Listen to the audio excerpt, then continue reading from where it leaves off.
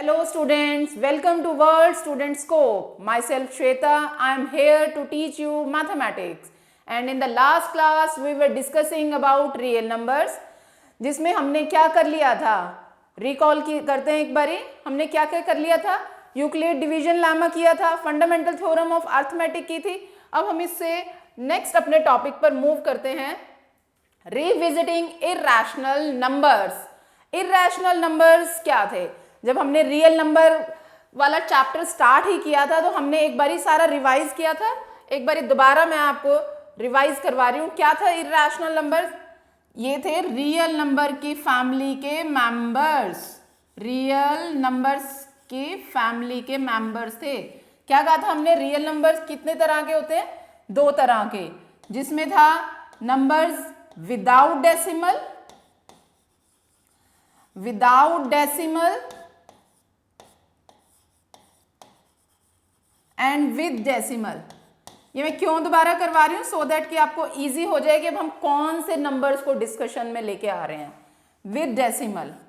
और जिसमें without decimal में हमने क्या क्या डिस्कस किए थे? हमने इसमें किया था without decimal like number 0, 1, 2, 3 and so on. Means it goes up to infinity. And it's on the left hand side -1, -2, -3 and goes up to infinity. infinity तक. ठीक है, तो इसमें हमने इनको नाम दिया था, ये पॉजिटिव वाले जो नंबर थे काउंटिंग नंबर, जिनको हम नेचुरल नंबर भी कह रहे थे, पॉजिटिव इंटीजर भी कह रहे थे. ये जीरो इंटीजर था और ये नेगेटिव इंटीजर्स थे. और हमने जो विद डेसिमल में कहा था कि दो तरह के नंबर आते हैं, रैशनल नंबर और इरैशनल नंबर. यही कहा था हमने. और ये थे कौन कौन से रैशनल नंबर? वो जो p/q की फॉर्म में, फ्रैक्शन की फॉर्म में, न्यूमिनेटर अपॉन डिनोमिनेटर की फॉर्म में, where q is never equal to 0. और इनकी पहचान क्या थी? हमने सबसे बड़ी बात की थी कि कैसे पहचानेंगे इनको, हम कैसे डिफरेंशिएट करेंगे कि कौन सा रैशनल है कौन सा इरैशनल. रैशनल हमने कहा था जो फ्रैक्शन की फॉर्म में है, p/q की फॉर्म में है. यही डिस्कस किया था, जिसमें अगर हम नंबर को डिवाइड करेंगे p/q की फॉर्म में, या तो वो टर्मिनेट हो जाएगा, यानी डिवीजन करेंगे तो वो कंप्लीटली डिवीजन विद रिमाइंडर 0 आ जाएगा. अगर रिमाइंडर 0 नहीं आएगा तो रिमाइंडर रिपीट होना स्टार्ट हो जाएगा, क्वोशिएंट रिपीट होना स्टार्ट हो जाएगा. तो यानी कि रैशनल नंबर्स में या तो टर्मिनेटिंग आ रहे थे नंबर, टर्मिनेटिंग, या अगर नॉन टर्मिनेटिंग था, नॉन टर्मिनेटिंग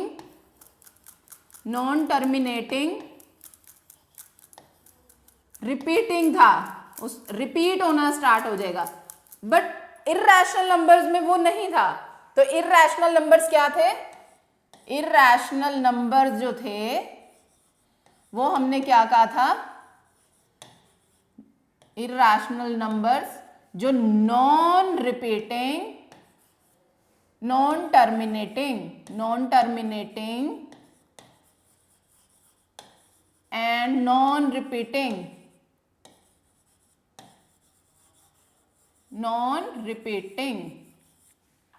ठीक है जी, ये सारा कुछ नंबर हमने डिस्कस किया था. रियल नंबर्स लास्ट क्लास में 9th में भी आप ये सब कुछ पढ़ चुके हैं. उसी में हमने नंबर लाइन पे इनको प्रेजेंट करना भी सीखा हुआ है. इरैशनल नंबर रिप्रेजेंट कैसे करते हैं वो भी सीख लिया था.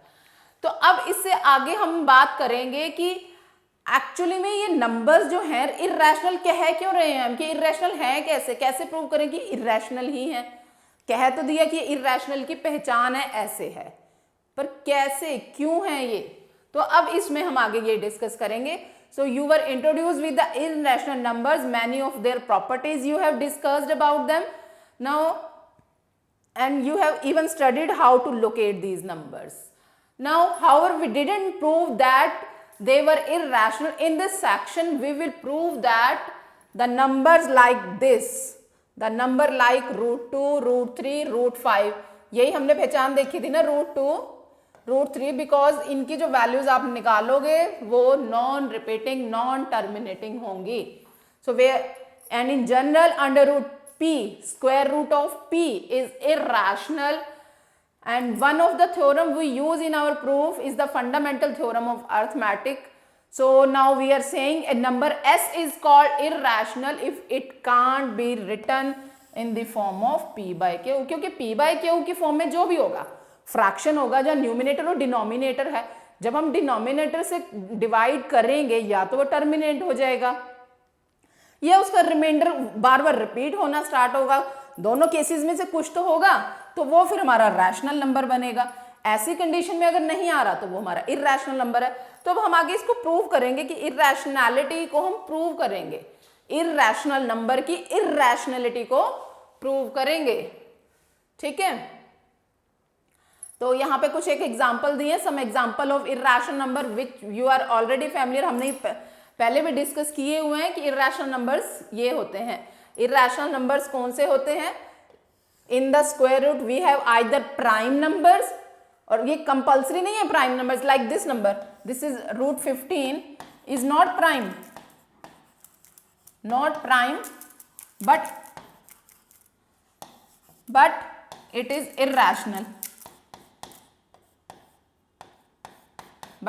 is irrational, तो यही हमने प्रूव करना है, इरैशनल नंबर की इरैशनैलिटी को हम प्रूव करेंगे। कैसे करेंगे कि वो इरैशनल हैं कैसे, ठीक है जी। So we move on to the next. अब एक थ्योरम आती है हमारे पास, क्या स्टेटमेंट है इस थ्योरम की? Let's see, let p be a prime number, p कोई भी प्राइम नंबर है, प्राइम नंबर पता है ना, the number which divides by 1 और इटसेल्फ ओनली, या तो वो 1 से डिवाइड होगा या अपने आप से डिवाइड होगा, वो प्राइम नंबर है, ये आपको पता ही है, हमने अर्लियर क्लासेस में ये सीखा ही है, ठीक है। जो p is a prime number if, ये हमें गिवन है, मान लो if p divides a square then p divides a, तो we have to prove statement को मैं हमेशा एक ही बात कहती हूँ कि जो भी स्टेटमेंट दिया है उसको पहले पार्ट्स में समझो, क्या दिया है और क्या करना है। हमें दिया है कि p एक प्राइम नंबर है, p कोई प्राइम नंबर है, ठीक है, और p जो है a स्क्वायर को डिवाइड करता है, जहां a क्या है, कोई इंटीजर है, पॉजिटिव इंटीजर, ठीक है जी। तो वो कह रहा है देन p डिवाइड्स a, कि अगर p a स्क्वायर को डिवाइड करता है तो p a को भी डिवाइड करेगा। फॉर एग्जाम्पल मैं छोटा सा एग्जाम्पल ले रही हूँ कि मान लो p a कोई पॉजिटिव इंटीजर है, a का स्क्वायर यानी कि मान लो 2 का स्क्वायर है, दैट इज 4। क्वेश्चन में कह रहा है p कोई प्राइम नंबर है, प्राइम नंबर मान लो 2 एक प्राइम नंबर है ना, क्योंकि ये 1 से डिवाइड होगा या 2 से ही होगा, अपने आप से या 1 से। तो अगर 2 4 को डिवाइड कर रहा है, 2 2 जा 4 हो रहा है ना, यानी कि a स्क्वायर को डिवाइड कर रहा है, तो वो a को भी डिवाइड करेगा। a क्या है यहाँ पे 2, तो यानी कि 2 को भी डिवाइड करेगा। पर हमने इसको थ्योरम को प्रूव करके बताना है, थ्योरेटिकली हम इसको प्रूव कर रहे हैं। कैसे प्रूव करेंगे, लेट्स सी। तो इसमें क्या कहता है कि let a be a positive integer, a हमारे पास एक पॉजिटिव इंटीजर है, let p a positive integer and a जो है हमारे पास, a is a positive integer और p प्राइम नंबर्स की फॉर्म में है। तो let the prime factorisation of a be as follow. अब कोई भी पॉजिटिव इंटीजर है, कोई भी, उसके फैक्टर्स तो बनेंगे ना। फॉर एग्जाम्पल आपके पास कोई इंटीजर है 24, आप इसके फैक्टर्स बनाते हो तो प्राइम फैक्टर्स ही बनते हैं हमेशा। प्राइम फैक्टराइजेशन जो करते हैं, हम सीखते आए हैं, लास्ट क्लासेस में भी किया है, उनके जो फैक्टर्स बनाते हैं प्राइम फैक्टर्स बनते हैं। मैं एक बार लिख के ही बता देती हूँ आपको। जैसे 24 का है, इसको करोगे 2 1 जा 2, 2 2 जा 4, 2 6 जा 12, 2 3 जा 6, है ना, 3 1 जा 3। तो 24 के फैक्टर्स बने 2 2 2 3, सारे प्राइम नंबर्स है ना। तो वो कह रहा है जो ये a है ना, तो let the prime factorisation of a be as follows, कि a के prime factors p1 p2 and pn, मतलब अब हमें यहाँ पे ए पता तो नहीं ना, यहाँ तो 24 एग्जैक्ट नंबर पता था, तो उसके ये फैक्टर्स। अब यहाँ पे तो वो कह रहा है ए कोई भी पॉजिटिव इंटीजर है, तो उसके हमने मान लिए कि P1 P2 and so on up to n तक, n मतलब जितने भी यहाँ पे, जैसे यहाँ 4 बन रहे हैं, कोई भी उसके प्राइम फैक्टर्स होंगे, ठीक है। Where P1 P2 Pn are primes not necessarily distinct. इस लाइन का क्या मतलब हुआ? थ्योरेटिकली जो भी आप चीज पढ़ते हैं उसमें वर्ड्स का मीनिंग होता है, उसको ध्यान से पढ़ना है, समझना है, कभी लिखना है, क्योंकि उसका मीनिंग निकलेगा, उसी के अकॉर्डिंगली आपकी स्टेटमेंट बनेगी।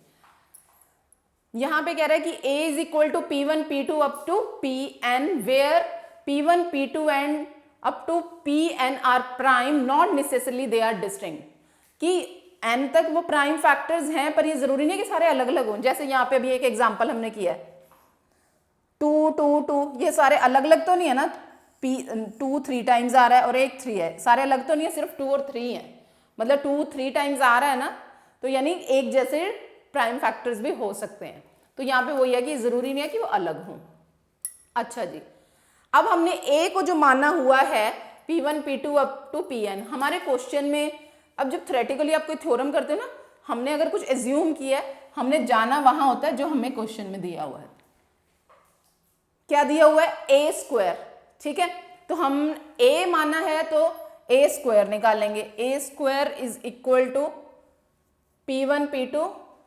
ए स्क्वायर का मतलब यहाँ पे अगर आप ये माना हुआ ना, यहाँ पे करो, ए स्क्वायर क्या हो जाएगा? इस पूरे का स्क्वायर, दोनों साइड अगर आप स्क्वायर करोगे, अगर ए ये दिया हुआ था तो ए स्क्वायर क्या हो जाएगा? दोनों साइड स्क्वायर करने पे हमें मिल जाएगा ए स्क्वायर इज इक्वल टू, उसका स्क्वायर है यानी स्क्वायर का मतलब 2 टाइम्स, तो यानी इसको हमने ये 2 टाइम्स लिख दिया। या फिर सीधा मल्टीप्लाई होंगे P1 square P2 square up to Pn square. जैसे यहाँ पे था 4 का था, मतलब 2 का स्क्वायर है, यानी कि 2 इंटू 2 2 का स्क्वायर, ऐसे ही P1 square P2 square and so on up to Pn square. Now we are given that P divides A square. अब क्या कह रहा है कि हमारे पास एक नंबर P है, क्या है वो? प्राइम नंबर है, वो A स्क्वायर को डिवाइड कर रहा है ना। हम यही कह रहे हैं कि वो A स्क्वायर को डिवाइड कर रहा है। वो A स्क्वायर को अगर डिवाइड कर रहा है तो क्या मतलब हुआ इसका? क्या मतलब हुआ? Now we are given that P divides A square. Therefore, from the fundamental theorem of arithmetic, it follows that P is the one of the prime factors of A. Fundamental theorem of arithmetic जो हमने अपने last classes में की थी, उसके ऊपर based questions भी किए थे। क्या था फंडामेंटल थ्योरम ऑफ अर्थमेटिक? कि एक कंपोजिट नंबर है तो उसके प्राइम फैक्टर्स होंगे। एक कंपोजिट नंबर है प्राइम फैक्टराइजेशन, प्राइम फैक्टर्स जो वो होंगे वो यूनिक होंगे, इग्नोरिंग देयर ऑर्डर। यही था ना कि कोई भी एक कंपोजिट नंबर है, अगर उसके प्राइम फैक्टर्स बनते हैं वो यूनिक होंगे। कहने का मतलब कोई भी स्टूडेंट अगर उसको निकाल रहा है, सबके पास आंसर वही आएगा, उतने ही फैक्टर होंगे कि बाहर से कोई और फैक्टर नहीं बन सकता, उसका ऑर्डर आगे पीछे हो सकता है। ठीक है, ये हमने इसके बहुत सारे क्वेश्चंस किए थे। तो ये क्या कह रहा है कि अगर ऐसी बात थी कि अगर उसके प्राइम फैक्टर्स जो हैं, अगर P डिवाइड कर रहा है A स्क्वायर को, यानी कि ये उसका डिवाइड कर रहा है, तो यानी उसके फैक्टर्स में से ही होगा ना। जैसे अभी हमने 24 के बनाए थे, अगर कोई नंबर डिवाइड कर रहा है यानी वो उसका फैक्टर है। अगर P डिवाइड कर रहा है A स्क्वायर को, तो यानी वो उसका कोई फैक्टर ही होगा ना, फैक्टर होगा। पर हमने यहाँ प्राइम फैक्टराइजेशन A स्क्वायर की है, लिखी हुई है, ये लिखी हुई है ना, A स्क्वायर की प्राइम फैक्टराइजेशन ये लिखी हुई है कि ये है इसके प्राइम फैक्टर्स हैं। पर हमें क्वेश्चन में दिया हुआ है P डिवाइड कर रहा है उसको, यानी P भी उसका फैक्टर हो गया। तो इसका मतलब वो अब फैक्टर इससे अलग तो कहीं हो नहीं सकते ना, तो यानी कि P तो इसमें ही कहीं बीच में ही होगा, इन फैक्टर्स के बीच में ही P होगा, कहीं होगा, क्योंकि उसने डिवाइड A स्क्वायर को करना है, तो उसके फैक्टर्स में से ही कोई नंबर है P भी। P1 square P2 square up to Pn square जो लिखा हुआ है, P भी उसके बीच में से ही कहीं है। ठीक है जी। क्या कहते हैं फिर हम आगे, now we are given that p divides a square from the fundamental theorem of arithmetic it follows that p is one of the prime factors of a square. However, using the uniqueness part of the fundamental theorem of arithmetic, we realize that the only prime factors of a square, only the prime factors of a square are p1, p2 and up to pn. So p is one of the factor, p is one of p1, p2 and so on pn. जो line मैंने अभी आपको कही कि वो उसके कहीं in between ही होगा, कि अगर a स्क्वायर को p डिवाइड कर रहा है तो p भी इसमें कहीं होगा. तो p अगर इसको डिवाइड कर रहा है, जैसे मैंने आपको एग्जांपल दिया था कि अगर a स्क्वायर मतलब a की वैल्यू अगर हमारे पास 2 है और उसका स्क्वायर को 2 डिवाइड कर रहा है, यानी 4 को 2 डिवाइड कर रहा है, तो वो 2 को भी डिवाइड करेगा. तो यानी कि a स्क्वायर के बीच में ही कहीं p एक फैक्टर है, वो 4 को डिवाइड कर रहा है, तो वो ऐसे ही अगर p इस a स्क्वायर को डिवाइड कर रहा है तो p a को भी डिवाइड करेगा. ठीक है, तो यहां पे हमने यही कहा है इस स्टेटमेंट में भी. ठीक है, factors of a square are these, so p is one of the factor. Now since a is equal to p1, p2 up to pn, so p divides a, जो ये मैंने अभी आपको समझाया है. ठीक है, now we are now ready to give a proof that 2 is a irrational number. तो ये तो एक थ्योरम थी कि अगर कोई प्राइम फैक्टर इन जनरल, अगर हम उसको बोलें कि कोई भी प्राइम नंबर जो है a स्क्वायर को, जहां a कोई नॉन नेगेटिव इंटीजर या पॉजिटिव इंटीजर है, कोई भी प्राइम नंबर a स्क्वायर को डिवाइड करता है तो वो a को भी डिवाइड करेगा. इसी के ऊपर बेस्ड जो है अब कुछ क्वेश्चंस करेंगे. क्या कह रहे हैं, we are now ready to give a proof that √2 is a irrational number. तो √2 इज एन इरैशनल नंबर, ये हम कैसे प्रूव करेंगे. तो देखो, √2 square root of 2 is an irrational number. हमें ये प्रूव करना है. लेट अस एज्यूम, हमने अब ये थ्योरम प्रूव करनी है, कोई भी नंबर को इरैशनल प्रूव करना है, उसकी इरैशनलिटी प्रूव करना है, तो हम मेथड ऑफ कंट्राडिक्शन लेके चलते हैं. Bye using method of contradiction, bye using method of contradiction, method of contradiction. Contradiction का क्या मतलब होता है कि हम कुछ झूठ मान के चल लेते हैं. हम झूठ मान के चलेंगे और फिर बाद में प्रूव करेंगे कि हमने झूठ मानना था. ठीक है, तो मेथड ऑफ कंट्राडिक्शन जो यूज करेंगे, हमने प्रूव करना है कि √2 इज एन इरैशनल नंबर, तो हम एज्यूम कर लेते हैं कि वो रैशनल है. प्रूव करना है इरैशनल, हम झूठ मान लेते हैं कि वो रैशनल है. Let √2 is equal to rational number होता है तो किस फॉर्म में होता है, हम पढ़ते आ रहे हैं बार बार कि वो p/q की फॉर्म में होगा, है ना. जहां p भी कोई इंटीजर है, पॉजिटिव इंटीजर, और q भी कोई इंटीजर है, और q क्या होगा, 0 नहीं हो सकता कभी भी, रैशनल नंबर यही होता है. ठीक है जी, तो यहां पे हमने ये ऐसे मान लिया. अब क्या कहना है, हमने यहां पे यही कह रहे हैं कि कंट्रारी में हमने कहा है कि √2 is rational number. We can find integers r and s where s is, हमने इसको p/q की फॉर्म में मान लिया है. Suppose r and s have a common factor other than 2, then we divide by common factor to get root. हमने इसको ऐसे लिख लिया. ठीक है जी, अब क्या कहना है, हम अब कोई भी जो आप रैशनल नंबर लिखते हो, सपोज करो मैं लिख लेती हूं, यहां पे हम लिखते हैं 10/12 है, सपोज कर लो ये रैशनल नंबर है. अगर आपको लिखना हो आंसर कि ये एक रैशनल नंबर है, कंप्लीट है ये आंसर, नहीं लिखते ना, क्या करते हो कि इसको स्मॉलेस्ट से स्मॉलेस्ट करते हो. 2 5 जा 10, 2 6 जा यानी कि 5/6, जब तक यानी कि कोई भी रैशनल नंबर न्यूमरेटर और डिनोमिनेटर में जब तक कटता है, जब तक उसकी सिंपलेस्ट फॉर्म नहीं आ जाती, सबसे सिंपलेस्ट फॉर्म नहीं आ जाए, हम तब तक उस रैशनल नंबर को कंप्लीट आंसर नहीं लिखते। ठीक है, तो अब अगर हम यहाँ पे ये कह रहे हैं कि √2 इज इक्वल टू p/q है, where p and q are integers, where q is not equal to 0, it is the simplest form, it is the simplest form, simplest form,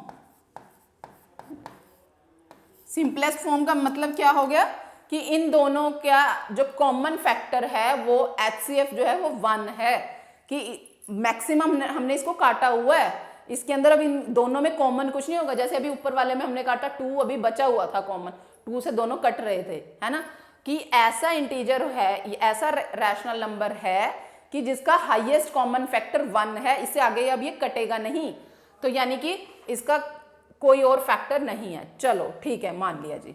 अब आगे हम बढ़ते हैं कि √2 इज इक्वल टू p/q है, तो इसको कैसे लिख सकते हैं, स्क्वायरिंग कर दो, squaring on both side, squaring on both sides, क्या हो जाएगा, 2 is equal to p square upon q square. ठीक है जी, नेक्स्ट स्लाइड पे लिखती हूं मैं। ये हमने लिखा था 2 is equal to p square upon q square, यही लिखा था पीछे, विच इम्प्लाइज, इसका क्या मतलब हुआ अगर हम ऐसे लिख दें p square is equal to 2q square, ऐसे लिख दें। ठीक है जी, अब यहां से हम क्या लिखेंगे, जैसे यहां पे लिखा है therefore 2 divides a square, therefore 2 divides a square. अब यहां से ये देखो p square is equal to 2 into q square है ना, यही है। अब इससे हमें क्या पता चल रहा है कि 2 यहाँ मल्टीप्लाई में है, तो यहाँ यानी कि 2 ऐसे लिख सकते हैं p square by 2, q square is equal to p square by 2, ये है, यानी कि 2 जो है p स्क्वायर को डिवाइड कर रहा है, p square is equal to 2 into q square है, यानी कि 2 जो है p स्क्वायर को डिवाइड कर रहा है। और अभी हमने थ्योरम क्या की थी कि अगर कोई इंटीजर जो है, कोई प्राइम नंबर जो है किसी इंटीजर के स्क्वायर को डिवाइड कर रहा है, अभी हमने किया था ना, if p divides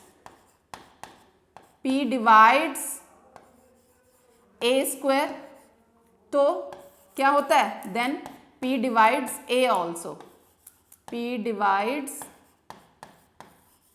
a also, है ना, तो इसका क्या मतलब होगा कि p डिवाइड्स a ऑल्सो, यही था। तो अब हमारी स्टेटमेंट के हिसाब से क्या है कि अगर p स्क्वायर को 2 डिवाइड कर रहा है तो p को भी 2 डिवाइड करेगा। क्या मतलब होगा इसका कि p को भी डिवाइड करेगा 2, सपोज करो डिवाइड करने से आंसर आ गया c। ठीक है जी, अब इसको ऐसे क्रॉस मल्टीप्लाई कर दो, p इज इक्वल टू, ये यहाँ डिवाइड में, वहां जाके मल्टीप्लाई में हो जाएगा, इसको स्टेटमेंट को नंबर 1 दे दो। ठीक है जी, p is equal to 2c होगा। ठीक है जी, अब अगर हम यही p की वैल्यू फिल करें अपने जो लास्ट हमारी स्टेटमेंट थी, p की वैल्यू को हम यहाँ फिल कर दें, हमारे पास था √2 is equal to p upon q ना, मैं यहाँ पे लेके जाती हूँ, हमारे पास था क्या, जस्ट वेट, हमने क्या क्वेश्चन के स्टार्टिंग में था कि √2 p अपॉन क्यू है ना, तो p की वैल्यू यहाँ पे अगर हम फिल कर दें, p की वैल्यू हम यहाँ फिल कर दें, that is equal to 2c upon q. ठीक है, स्क्वायर करेंगे both side, 2 is equal to 4c square upon 2 q square. ठीक है जी, इससे क्या बनेगा, इससे क्या बनेगा, यहां पे ले जाओ, यहां पे क्या बनेगा, यहां सिर्फ क्यू स्क्वायर है। ठीक है, यहां से इसको हमने किया ना, इसकी स्क्वायरिंग और इसकी स्क्वायरिंग, तो क्या बना है, √2 का स्क्वायर 2, इसका square 4c square upon q square, which implies अगर हम इसको इस तरफ ले जाएं क्या बनेगा, 2q square is equal to 4c square, which implies, अब यहां से ये फिर से ले आओ, यहां पे q square is equal to, q square is equal to 4 को 2 से डिवाइड करेंगे, यहाँ 2 रह जाएगा, 2c स्क्वायर, है ना। अब फिर यहां से क्या आ गया, सेम वैसे कि क्यू स्क्वायर को 2 डिवाइड कर सकता है, क्योंकि क्यू स्क्वायर के 2 फैक्टर हैं, 2 इंटू सी स्क्वायर, है ना।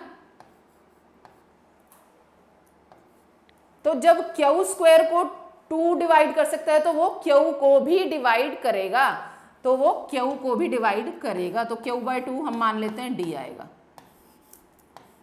तो which implies q is equal to 2d। इसको स्टेटमेंट को मान लो सेकेंड। ठीक है, अब इन दोनों स्टेटमेंट से देखो आप क्या देख रहे हो, p is equal to 2c और q is equal to 2d, ये आया, यानी कि p और q में p is equal to 2 into C और q is equal to 2 into D, यानी कि ये p के प्राइम फैक्टर्स हो गए और ये q के प्राइम फैक्टर्स हो गए, जिसमें एक प्राइम फैक्टर आ रहा है 2 कॉमन, p और q के प्राइम फैक्टराइजेशन में कॉमन आ गया 2, पर हमने तो स्टार्टिंग में माना था कि वो p अपॉन q एक ऐसा रैशनल नंबर है जो हमने सिंपलेस्ट फॉर्म में लिखा है, जिसका 1 के अलावा और कोई कॉमन फैक्टर है ही नहीं। यहाँ तो हमारे पास 2 भी आ गया कॉमन फैक्टर, इसका मतलब तो हमने कुछ गलत माना था, तो यानी कि जो हमने स्टार्टिंग में कंट्राडिक्शन की थी कि झूठ मानना था कि √2 जो है एक रैशनल नंबर है, वो झूठ ही था, वो हमारी अजम्पशन ही गलत थी, हमने मानना ही गलत था। तो यानी कि इन कंट्रारी हम यही कहेंगे कि √2 रैशनल नंबर नहीं है, वो इरैशनल नंबर है। ठीक है, नाउ तो हमने ये प्रूव कर दिया कि सो देयरफॉर हमारे पास जो ये हमारे यहाँ पे contradiction has arisen because our incorrect assumption कि √2 रैशनल है, तो हमने कंक्लूजन निकाला कि √2 is an irrational number. On the same lines we will prove, मैं अभी एक और करती हूँ जिसको जो डाउट था एग्जैक्टली क्लियर हो जाएगा, क्योंकि अब 2 की जगह कौन सा आ गया, सिर्फ 3, कुछ भी फर्क नहीं है, वही सेम क्वेश्चन है। क्या करते हैं, देखो दोबारा एक क्वेश्चन करेंगे तो और क्लियर हो जाएगा कि हमें प्रूव करना है कि √3 इज एन इरैशनल नंबर। तो हमने क्या कहा है कि bye method of contradiction, bye method of contradiction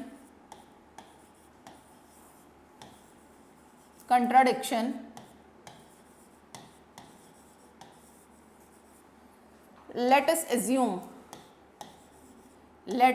assume √3 is a rational number। अगर ये रैशनल नंबर है तो क्या होगा, सो √3 इज इक्वल टू p/q की फॉर्म में होगा। अगर रैशनल नंबर है तो p/q की फॉर्म में होगा, where p and q are integers and q is not equal to 0. Also p upon q is in its simplest form। ये सब आपने लिखना है, ऐसे क्लियर करना है अपनी स्टेटमेंट में, in its simplest form,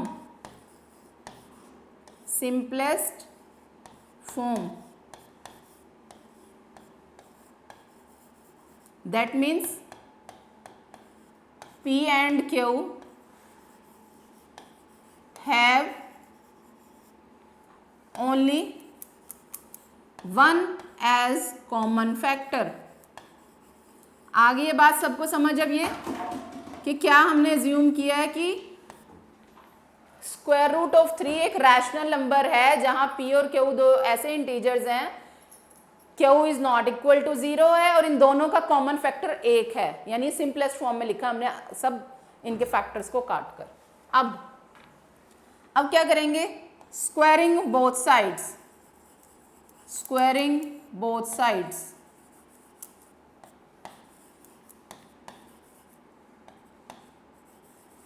क्या हो जाएगा, स्क्वायर रूट ऑफ 3 का square is equal to p square upon q square, which implies 3 is equal to, क्योंकि 2 से ये स्क्वायर रूट कट जाएगा, p square upon q square. ठीक है जी, विच इम्प्लाइज, इसको यहां पे ले आओ, मल्टीप्लाई हो जाएगा ये 3q square is equal to p square.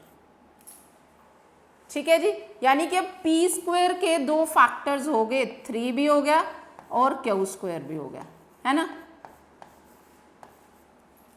ये हो गए, कोई भी नंबर है, जैसे 6 है, अब आपने उसको 2 इंटू 3 में लिखा हुआ है, तो यानी कि ये 2 जो है 6 को डिवाइड करेगा, 3 भी 6 को डिवाइड करेगा, यानी कि कोई नंबर अगर उसके प्रोडक्ट के फॉर्म में लिखा है, उसके प्राइम फैक्टर्स के फॉर्म में लिखा है, तो यानी वो नंबर उसको डिवाइड करता है। तो यानी कि अब यहाँ पे 3 और q स्क्वायर है इक्वल टू p स्क्वायर है, यानी कि 3 जो है p स्क्वायर को डिवाइड करता है और q स्क्वायर को भी डिवाइड करता है। अब इनको इक्वेशंस को नाम दे दो, दिस इज 1, दिस इज 2। ठीक है, from equation 2 we can see that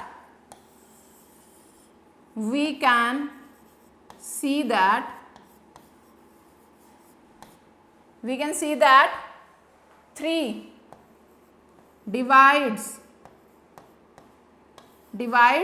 p square. तो हमने पिछली थ्योरम में क्या किया था, जो इसके हमने इस क्लास के स्टार्टिंग में जो थ्योरम किया है कि if prime number p divides a square which implies p divides a also. तो यहीं से बाय यूजिंग द थ्योरम लिखना है आपने ये सारा, by using theorem if prime number p divides a square then p divides a also. ठीक है, तो अगर ये वाली है चीज, तो अगर 3p स्क्वायर को डिवाइड कर रहा है, देयरफॉर 3 डिवाइड्स p ऑल्सो।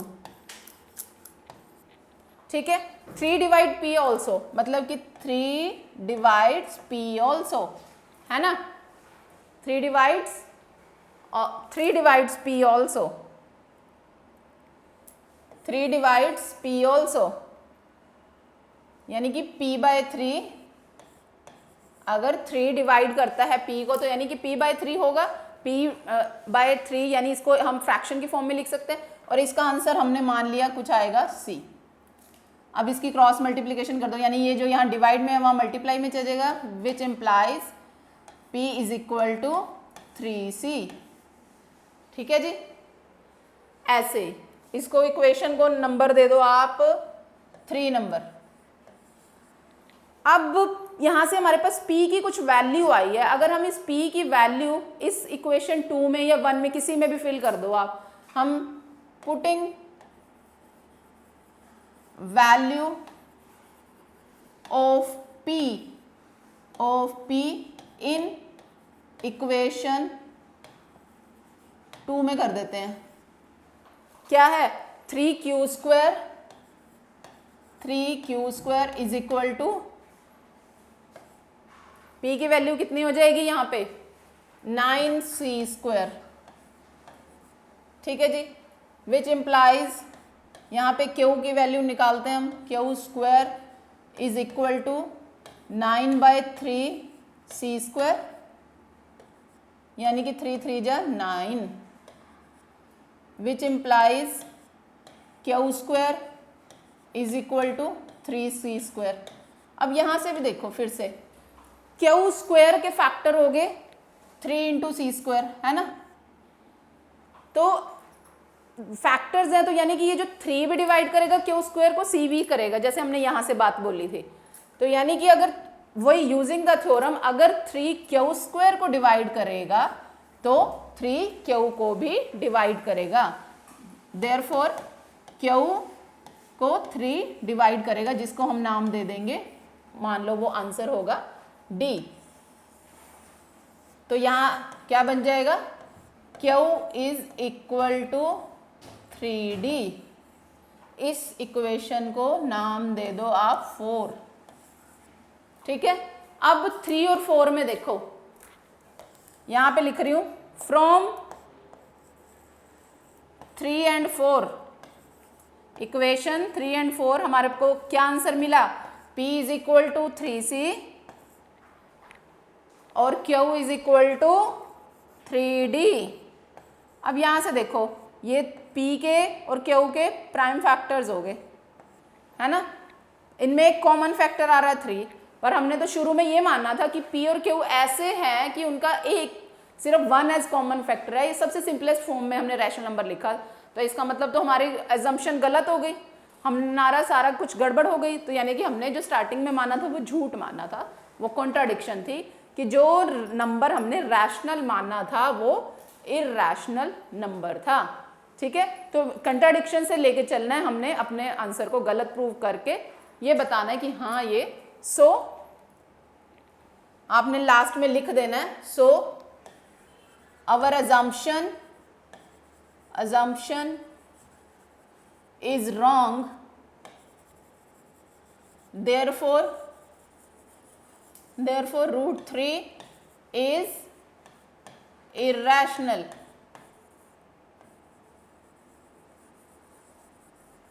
ठीक है, ऐसे करना। अब इसमें अब 2 का कर लिया, 3 का कर लिया, कोई भी आ जाए, 5 आ जाए, 7 आ जाए, 11 आ जाए, कोई भी नंबर अगर आपको एग्जाम में पूछ लिया जाए तो आपने सेम पैटर्न पे करना है, बिल्कुल एग्जैक्टली सेम पैटर्न पे, ठीक है जी। Now next example says that show that 5 minus root 3 is irrational number. इसको भी सेम फिर वैसे ही करना है, ठीक है जी।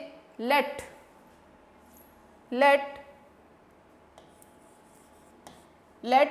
5 माइनस रूट 3 इज, आपने वही सारी चीज लिखनी है कि by using method of contradiction on the contrary way we assume that 5 minus root 3 is rational, therefore it can be written in the form, अगर ये रैशनल नंबर है तो हम इसको कैसे लिख सकते हैं, p बाय क्यू की फॉर्म में, यानी 5 माइनस रूट 3 किस p बाय क्यू की फॉर्म में होगा, where p by q is a rational number जिनका कॉमन फैक्टर 1 है और q नॉट इक्वल टू 0 है, ठीक है जी। अब इसको हम आगे कैसे लिख सकते हैं, अगर हम ऐसे करें 5, इसको यहाँ पे ले आए माइनस p बाय क्यू और इसको दूसरी साइड ले जाएं स्क्वायर रूट ऑफ 3, तो इसमें हमने ये लिखा है 5 minus p by q is equal to square root of 3, यानी कि ये जो माइनस वाला था हम राइट हैंड साइड ले गए प्लस में 3, और ये जो यहाँ पे था इसको हम यहाँ लेफ्ट हैंड साइड ले आए।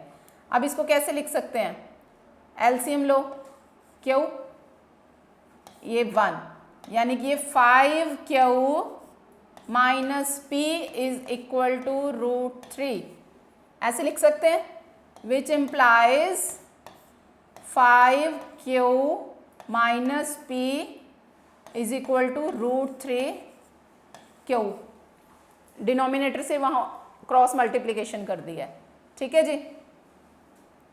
अब क्या लिखेंगे इसको, 5 क्यू स्क्वायर, या इसको ऐसे लिखो अभी 5 दोनों साइड अगर हम स्क्वायर कर दें 5q माइनस p का whole square is equal to 3q square. ठीक है जी। अब यहां से क्या आया, यहां से अब आप क्या देख सकते हो कि 5q minus p square is equal to 3q square. इसको करेंगे अगर हम 25q square plus p square minus a minus b का होल स्क्वायर लगाया 10pq is equal to 3q square. ठीक है जी। अब इसको आप कैसे लिख सकते हो, अगर हम ऐसे करें ये p square is equal to 10pq plus 3q square minus 25q square. यहां से निकालो वैल्यू क्या बनती है, p square is equal to 10pq minus 22q square. ठीक है, यहां से अब देखो, so now we are going to prove 5 minus square root of 3 is irrational number. अभी तक हमने किया prove square root of 2, square root of 3 are irrational number, हमने बाय मेथड ऑफ कॉन्ट्रडिक्शन ये किया। अब हम ये मानते हैं कि 5 माइनस स्क्वायर रूट ऑफ 3 इर्रेशनल नंबर है या नहीं है, फिर वही मेथड ऑफ कॉन्ट्रडिक्शन हम यूज करेंगे by using method of contradiction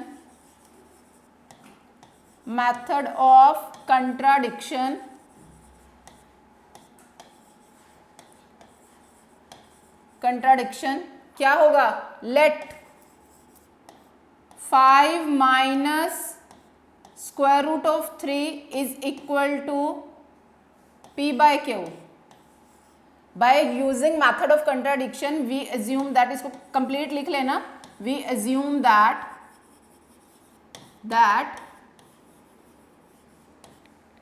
5 minus square root of 3 is a rational number. ठीक है जी। तो अगर हम इसको रैशनल नंबर मान रहे हैं तो इसका मतलब 5 minus square root of 3 is equal to p by q की फॉर्म में होगा, वेयर ये भी एक इंटीजर है, ये भी एक इंटीजर है, integers and q is not equal to 0। ठीक है जी। अब हम क्या करते हैं, लेट हम ऐसे करते हैं, जो 5 और p बाई क्यू को इस तरफ ले आते हैं, minus p by q is equal to square root of 3। हम इसको ऐसे एक्सचेंज कर सकते हैं, याद है आपको हमने अपना अर्लियर क्लासेस में जो किया था, properties of closure property, commutative property, associative property, हमने अपने नंबर्स के ऊपर ये डिस्कस की हुई हैं। तो ऐसे ही हम इनको इंटरचेंज कर सकते हैं।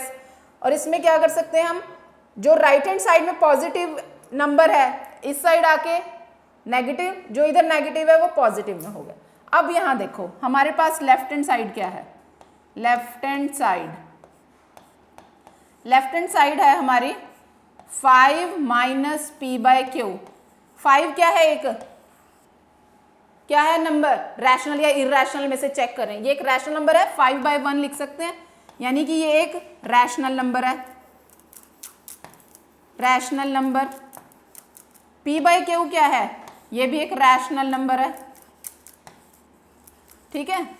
और हमने पिछली क्लास में ये सीखा है कि rational number plus rational number, दो रैशनल नंबर्स को ऐड करते हैं तो वो रैशनल आता है, रैशनल माइनस रैशनल करते हैं तो भी रैशनल ही आता है, बट इरैशनल प्लस रैशनल करते हैं तो वो इरैशनल होता है, और इरैशनल माइनस रैशनल करें तो वो भी इरैशनल होता है।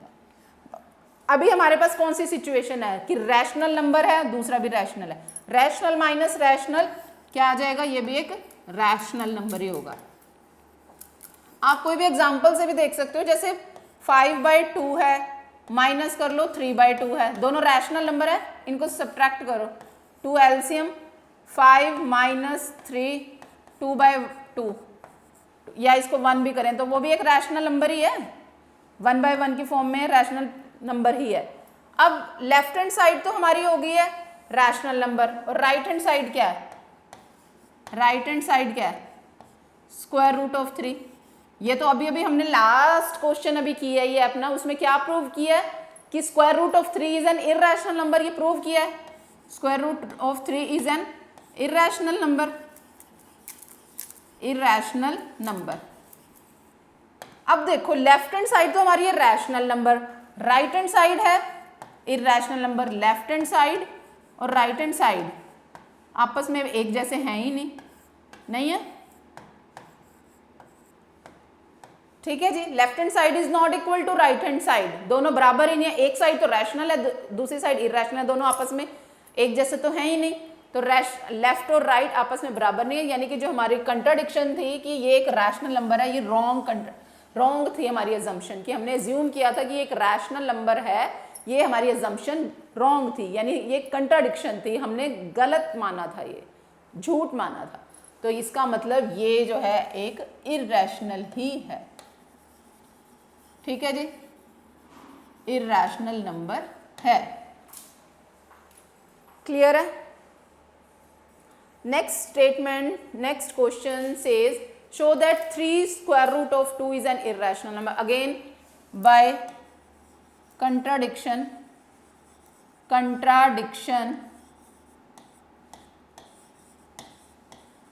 we assume that 3 square root of 2 is a rational number, rational number. अगर ये एक रैशनल नंबर है तो यानी कि 3 square root of 2, then 3 square root of 2 किसकी फॉर्म में होगा, यानी कि ये 3 square root 2 is equal to p/q की फॉर्म में होना चाहिए, क्योंकि ये एक रैशनल नंबर है। p and q are non negative integers, या पॉजिटिव इंटीजर्स लिख लो, पॉजिटिव इंटीजर्स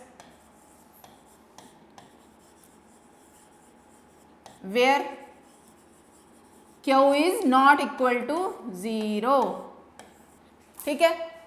अब यहां से देखो, अगर हम इनकी प्लेसेस को चेंज कर दें, क्या करेंगे,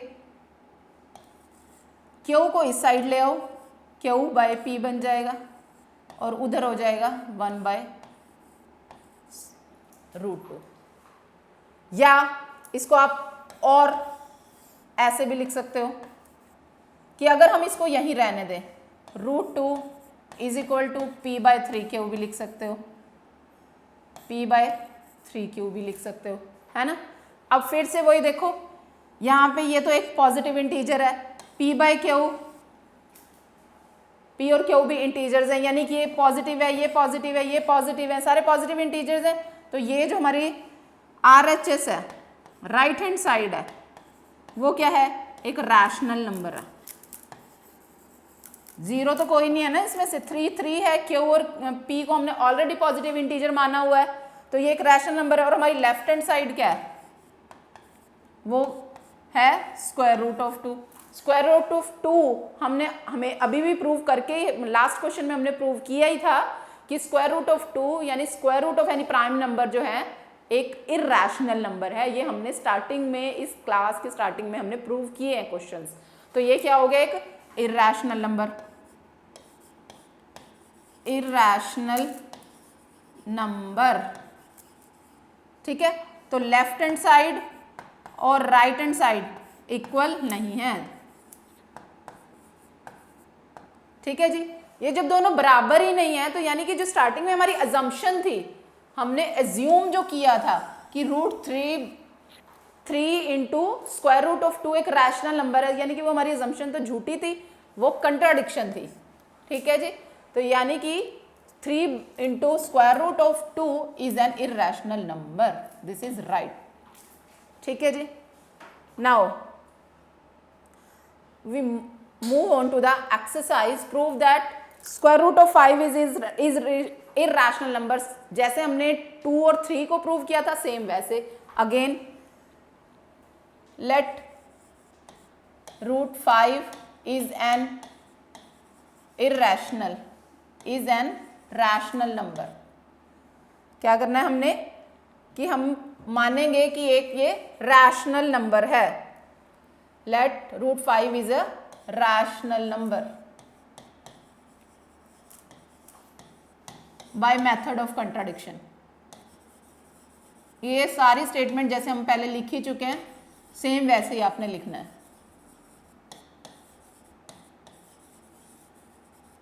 ठीक है। तो क्या है, अगर रूट 5 रैशनल नंबर है तो ये क्या हो जाएगा, is equal to p by q की फॉर्म में, जैसे अभी पीछे हमने किया ही था। अब क्या हो जाएगा, ये फर्स्ट इक्वेशन होगी, स्क्वायरिंग ऑन बोथ साइड्स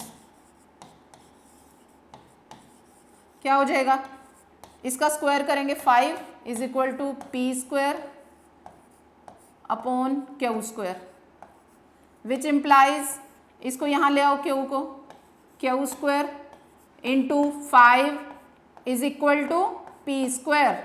अब यहाँ से देखो पी स्क्वायर के दो फैक्टर्स हो गए, क्यू स्क्वायर और 5।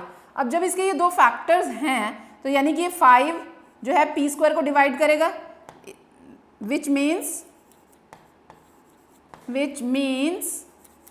5 डिवाइड्स फ्रॉम 2। यहाँ पे लिखो कि 2 से हमें इक्वेशन नंबर 2 से हम क्या देख रहे हैं कि 5 डिवाइड्स पी स्क्वायर, ठीक है। एंड बाय द थ्योरम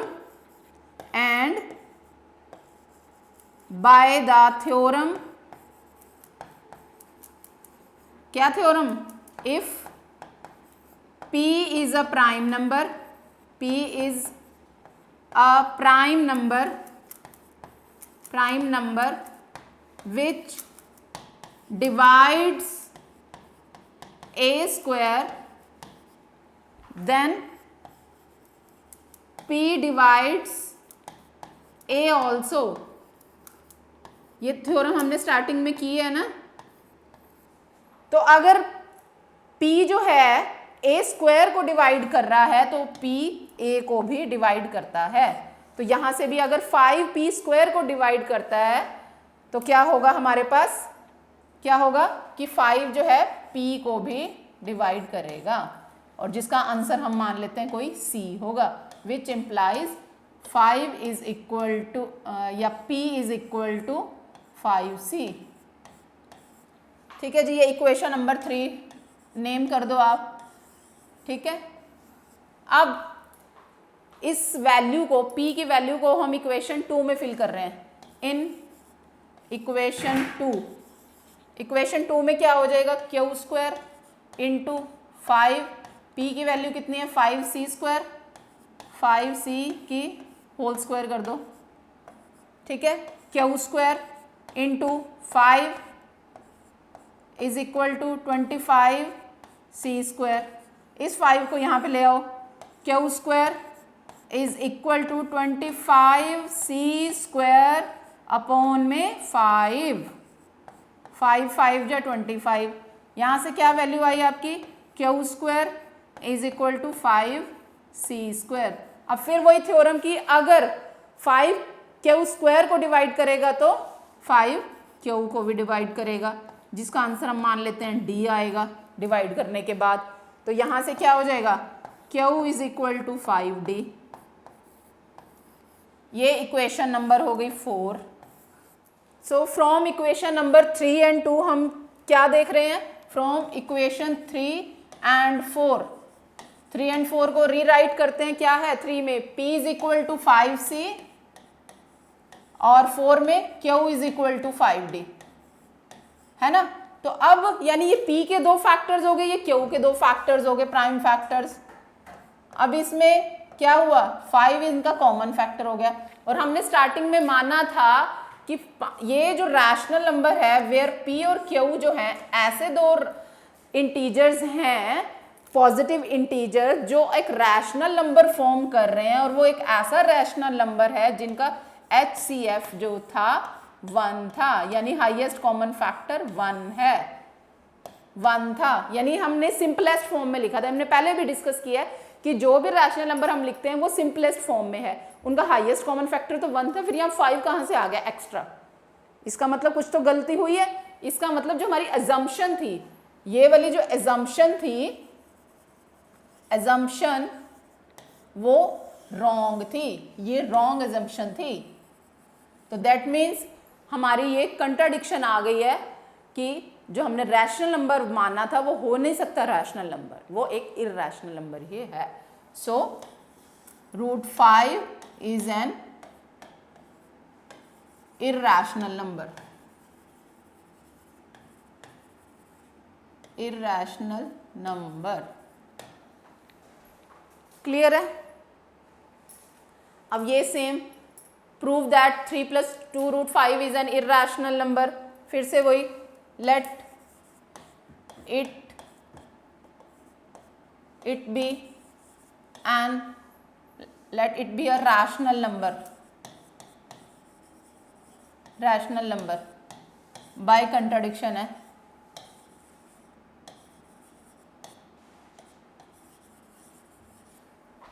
यहाँ पे आप ऐसे लिख सकते हो, let us assume कि ये assumption है, let us assume it be a rational number। so क्या होगा, 3 + 2 √5 इज इक्वल टू p/q। अगर ये एक रैशनल नंबर है तो ये p/q की फॉर्म में होगा, मतलब p/q की फॉर्म में होगा, where q is not equal to 0, और ये दोनों जो हैं पॉजिटिव इंटीजर्स हैं, पॉजिटिव इंटीजर्स हैं। ठीक है, अब अगर ये पॉजिटिव इंटीजर्स हैं, अब देखो हम अगर इसको ऐसे लिखें, 2 √5 को इस साइड रहने देते हैं और 3 को उस साइड ले जाते हैं, p/q -3। ठीक है, इसको और कैसे लिख सकते हैं, 2 √5 इज इक्वल टू एलसीएम ले लें, 5p -3q/q हो जाएगा। जब एलसीएम ले लेंगे ये ऐसे होगा, q एलसीएम, ये 3q। अब √5 को यहाँ रहने देते हैं और p -3q/2q कर दो। अब यहाँ से देखो, लेफ्ट हैंड साइड √5 है, तो लेफ्ट हैंड साइड क्या है, ये एक इरैशनल नंबर है। ये हम जो बिल्कुल अभी तक क्वेश्चन लगातार कर रहे हैं, सेम वही की वही कर रहे हैं, इरैशनल नंबर है ना। अभी अभी जस्ट इससे लास्ट क्वेश्चन में हमने प्रूव किया है।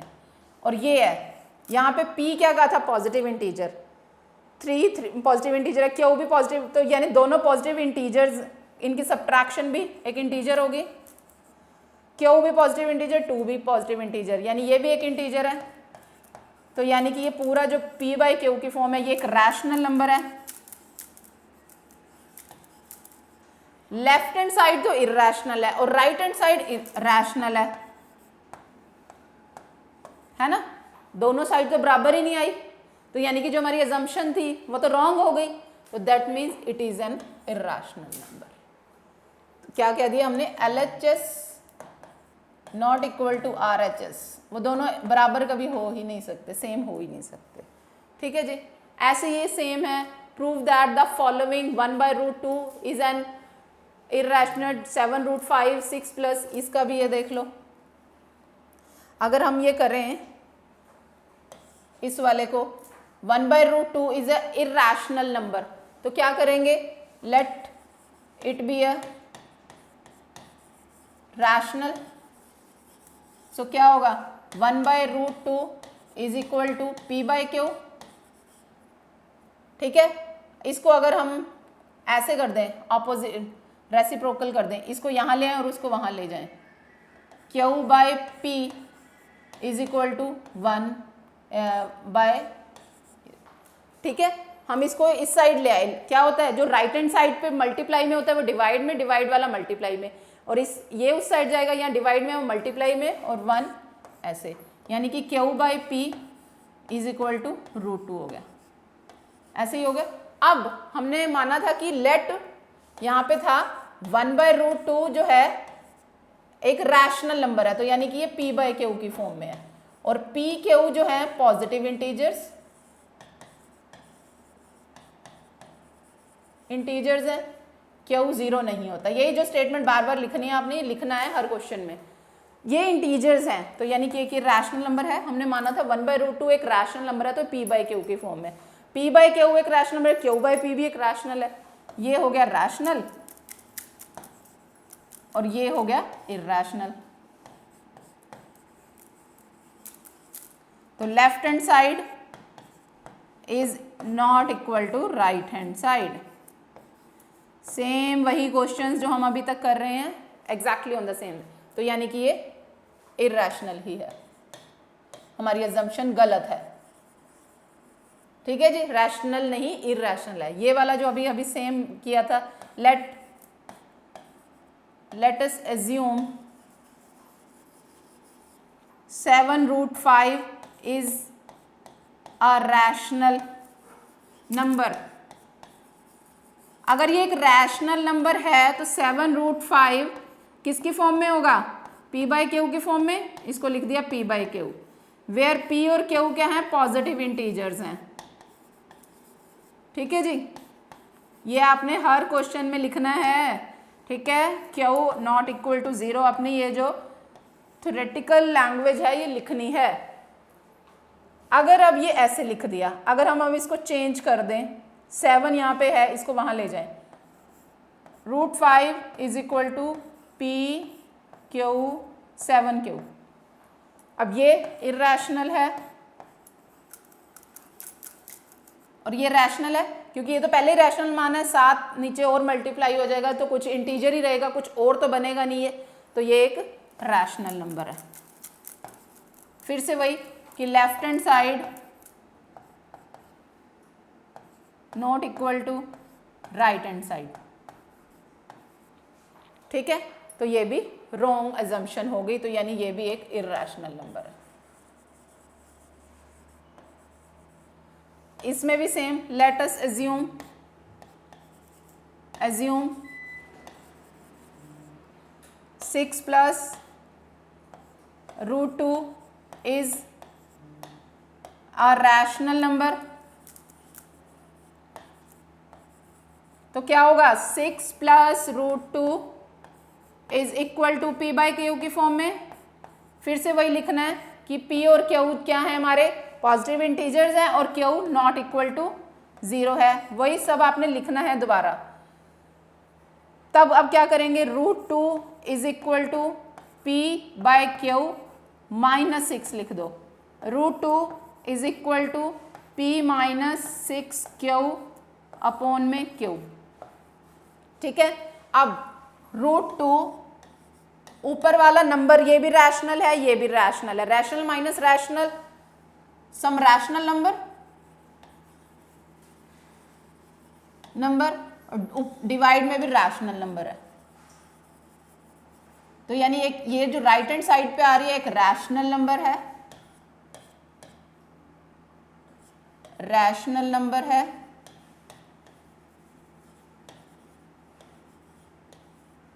और ये एक इर्रैशनल है।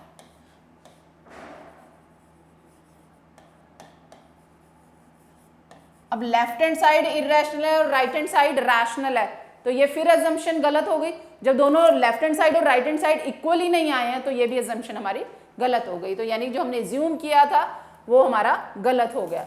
सो हमारे ये तीनों हमने प्रूव कर दिए कि ये वाले नंबर्स जो हैं इर्रैशनल नंबर्स हैं। तो आज वाले लेक्चर में हमने क्या डिस्कस किया कि इर्रैशनल नंबर्स की इर्रैशनैलिटी को हमने प्रूव किया। सो आज के लिए बस इतना ही। Thank you.